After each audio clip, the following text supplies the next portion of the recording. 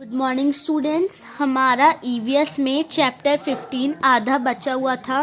आज हम उसको स्टार्ट करेंगे। तो फिर हमने road transport, rail transport, water transport पढ़ लिया था। आज हम एयर ट्रांसपोर्ट से स्टार्ट करेंगे। This is the fastest mode of transport. It carries goods and passengers through airways by using different aircrafts like passenger aircraft, cargo aircraft, helicopters, etc. Besides passenger, it generally carries goods that are less bulky or as high value. Aeroplanes need a long runway to take off and land.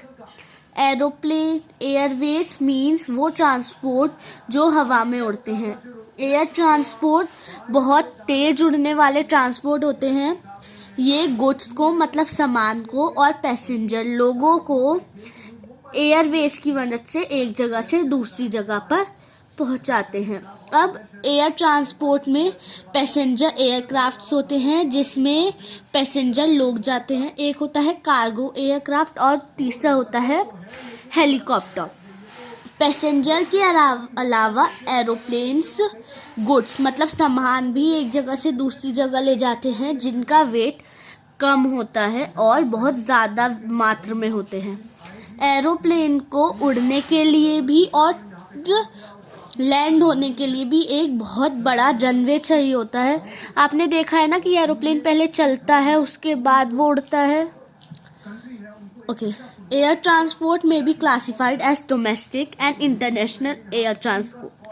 While domestic air transport mainly facilitates movement within the country, international transport is used for carrying goods and passengers between different countries. Okay, air transport को दो तरह से classify किया हुआ है, domestic और international air transport. Domestic air transport में हम एक कंट्री से दूसरी कंट्री तक जा सकते हैं, लेकिन इंटरनेशनल एयर ट्रांसपोर्ट से हम एक कंट्री से दूसरी कंट्री के बीच में या उसके अलावा भी कहीं जा सकते हैं।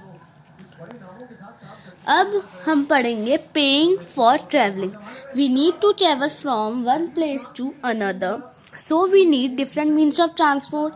Whenever we travel by bus, ship, train or plane, we have to buy a ticket.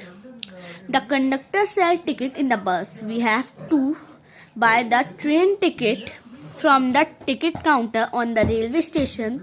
Sometimes we book the tickets in advance. Nowadays we can book train or air ticket on a computer through internet.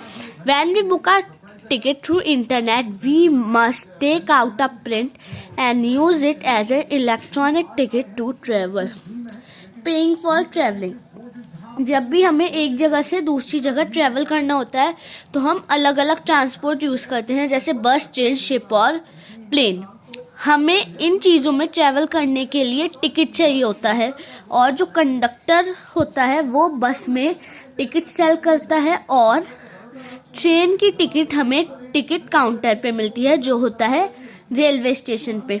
हम चाहें तो ticket को advance में भी खरीद सकते हैं और अब ट्रेन और एयर के टिकट को हम इंटरनेट से भी खरीद सकते हैं और हमें उन टिकट की कॉपी लेनी होती है जो हम ट्रैवल करने में यूज़ करते हैं। अब हम पढ़ेंगे currency. Currency is the money we pay to purchase goods and services. Currency is not the same anywhere. Each country has its own currency system. The currency of our country is rupee. It includes notes and coins. Currency वो चीज़ होती है जिससे हम कोई भी चीज़ खरीद सकते हैं। करेंसी हर जगह सेम नहीं होती, हर जगह की करेंसी का सिस्टम अलग अलग होता है। अब हमारी इंडिया कंट्री में करेंसी है रुपीस, जिसमें नोट्स और कॉइन्स दोनों होते हैं। Coins are made in mint and notes are printed. The notes and coin we use today are different from the earlier days. They differ in shape, size and the metal of which they are made. जो coin होता है वो mint से बना हुआ होता है। ये देखिए, ये कॉइन है, ये मिंट से बने हुए हैं। और जो नोट्स होते हैं उनका प्रिंट निकलता है। नोट्स और कॉइन्स अब जो हम यूज कर रहे हैं वो पहले के डेज से, जो पहले के ईयर्स थे उनसे बहुत अलग हैं, उनकी शेप, उनकी साइज और वो जिस मेटल से बने हुए होते हैं वो भी बहुत अलग है। All Indian notes and coins have the national emblem printed on them along with their symbol. The Reserve Bank of India has the sole authority to issue currency note in India. It changes the design of the note from time to time.